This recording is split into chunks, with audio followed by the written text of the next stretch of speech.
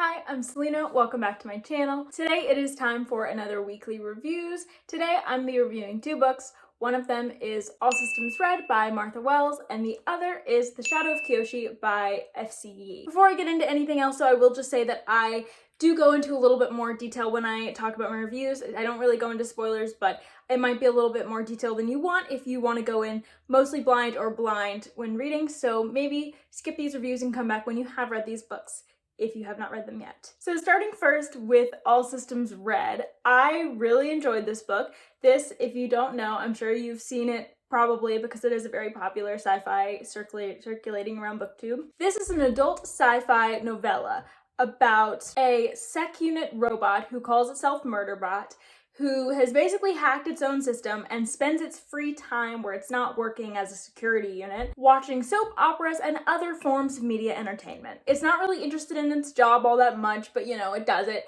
And I can't really say much else about the plot, but it's basically about Murderbot on a specific job that goes awry. As I said, I can't say more because this is so short and because this is a very character-focused novella. Like, while there is a plot, the thing that is the most important and that is going to carry you through not only this novella but the series is Murderbot's character. That's what's going to stay consistent. And Murderbot was a delight to read about. I loved him. He was so sympathetic, or I'm saying he, but we don't actually get a pronoun for Murderbot that Murderbot uses for itself. The audiobook narrator is a man, so that's why I'm saying he, but everyone else calls Murderbot an it, and Murderbot doesn't seem to have a problem with that, so I guess it is the pronoun for Murderbot right now. Murderbot was funny.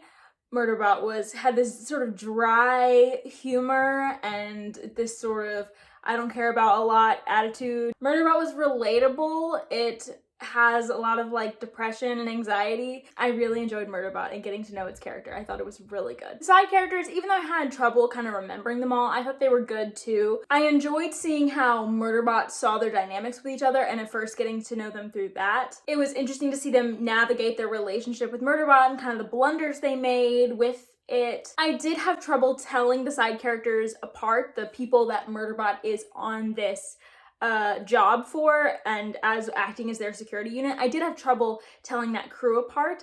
Mostly that's a me problem though, because I do think they all had very differing personalities. I just couldn't remember whose names went with what personality, and so I had trouble keeping up with all of them, especially because my main focus was on Murderbot and I was listening to the audiobook and I just had trouble with names and stuff. But I do think that the author did a really good job of giving all the side characters different personalities, and I don't know, I really enjoyed the setup for the characters in this one. I thought it was really nice to see them all interact and just go through the story together. There was a lot more plot in this novella than I was expecting. I was really expecting, because I'd heard this was a character-focused novella, to really be just about the character and to have a plot that was kind of negligent, but this plot did have a pretty big role in the novella. The thing is, it's just not an extended plot. It's a very contained plot for this 150-page novella or whatever it is. And so it's probably not gonna be the thing to carry you through the novella or through the series at all. If you don't like the characters, you're really not gonna love this series, I guess. But yeah, there was a lot of plot in this one, more than I was expecting for such a small book, and honestly, I liked the plot, but it wasn't my favorite thing about the book, and it honestly at times bored or confused me a little bit, and that's really different for me because usually it is the plot keeping me going in a book, even if I like the characters, even if it's a character-driven book.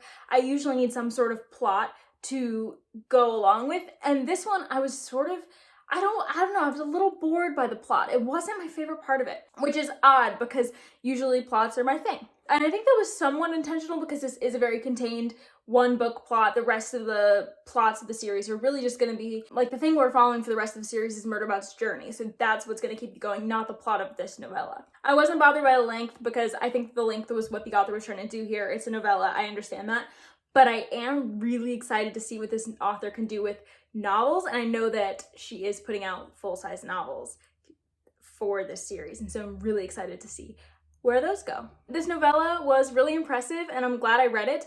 I will be continuing on with the series this year, and I gave it 4 stars. It was a really good book. All right, moving on to the next book, which is The Shadow of Kyoshi by FCE. So this is the sequel to The Rise of Kyoshi by FCE, which is the first novel in the Kyoshi books, which are these 2 YA novels about Kyoshi's rise as Avatar. These are in the Avatar universe, so if you watch that show, then you will get a lot more out of these books than if you haven't, of course. I will link my review for The Rise of Kyoshi in the corner if you want to check out that. I did actually lower my rating. I gave that book 4.5 stars in that review, and I've given it 4 stars since, just because I think that fits my overall feelings better. And whereas Rise of Kyoshi is genuinely the Rise of Kyoshi, it's very aptly named. It is the very beginning of Kyoshi's avatarhood. This picks up right after where Rise of Kyoshi leaves off, but it really is Kyoshi's first major challenge as an avatar. And it was so good, I enjoyed it more than book 1. Kyoshi's character was genuinely such an amazing character to follow. I loved her so much, and when I finished this book, I missed her. I miss reading about Kyoshi. I desperately wish there were going to be more books. I don't think there are, even though I think this duology really wrapped up very well. I wish there would be more books just so that I can experience more Kyoshi, because I so enjoyed her. And the reason why I enjoyed her was because she's got some very specific things about her that make her different from previous avatars. And I thought that it was just so interesting to watch her sort of come into this journey as an avatar and not feel good enough. And it's for all good reasons. She really feels unprepared to be what the world needs her to be. And I thought that journey was just so compelling, and her struggles were just so compelling. And her attitude in that, how she could handle certain things with a little less grace than one would usually hope. I thought it was so interesting to see Kyoshi sort of just stumble her way through diplomacy and bending and all the sort of things that you have to do as an avatar.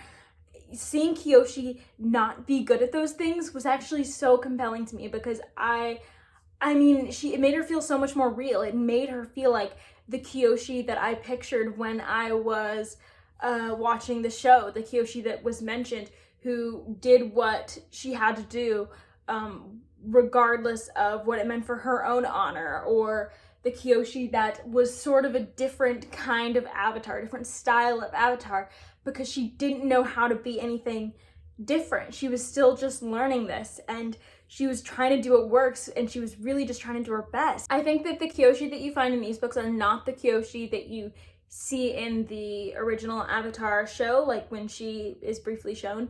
I don't think that they're like the same, because they are so many years apart. Like the Kyoshi that is speaking to Aang at times is the older, wiser Kyoshi who's already done all the things, whereas this is Kyoshi at the beginning of her journey, but they feel like the same person. I think FCE did an amazing job at really taking what we know about Kyoshi and extrapolating that to make a teenage version of Kyoshi that still feels like Kyoshi, but feels different and feels almost more lost and young.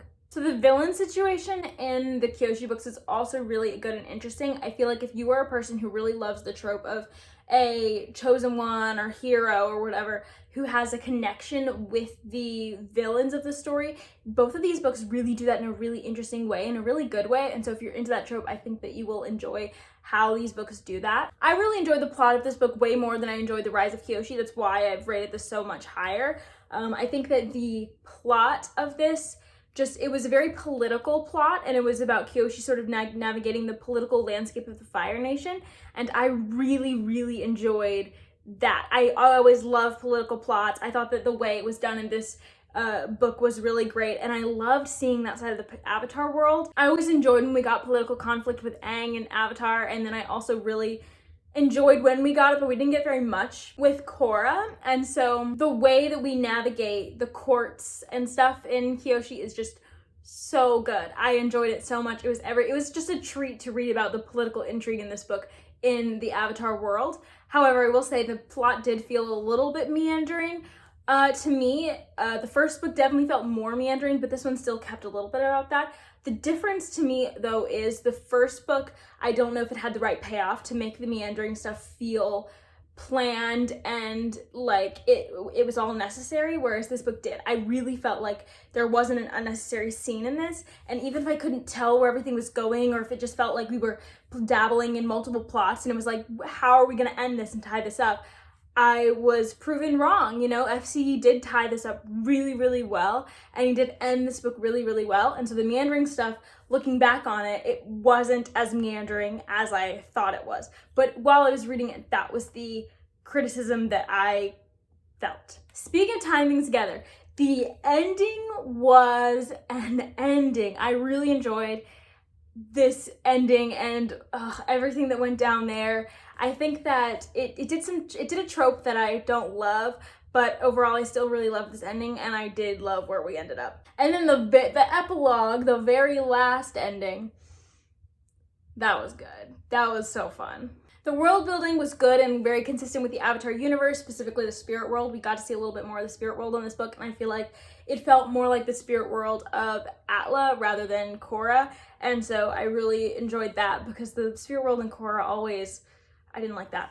We also got to hear a little bit more background of not only the history of this world, but of the relationship with this world and the spirit world and how things work. And I really enjoyed that FCE was able to expand upon that and kind of canonize this in the Avatar universe. This book takes place primarily in the Fire Nation, and whereas the last one took place in the Earth Kingdom. And I really enjoyed seeing more of the Fire Nation, seeing the court intrigue, seeing the way the Fire Nation is structured socially and the culture that is so prominent there. I really enjoyed learning about that. It felt very immersive, and I just felt like I had gotten to know more about the Fire Nation that enhanced what I knew about even the original series. The things that they didn't have time to tell us explicitly in the original series, FCE got to expand upon them a little bit more in these books, and it was really great to see. Side characters were good in this book. The relationships were good.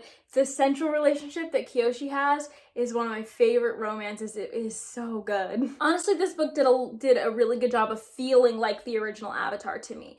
It had a perfect balance of lovable characters, but also really deep characters, and somewhat meandering plot that always ties together really well. The perfect balance of humor and love and lightness, with the fact that the story is going to go as dark as it needs to go to achieve its ends. I think that it echoed Avatar in all of those things. And I mean, I couldn't have asked for a better novel series to be in the Avatar canon. I thought FCE did a brilliant job doing what he did with this series and this story. I gave this 4.5 stars. It was fantastic. If you're an Avatar fan, I definitely recommend you check out the Kyoshi books. That was my review of The Rise of Kyoshi and All Systems Red. Thank you for watching, and I will see you next time. Bye.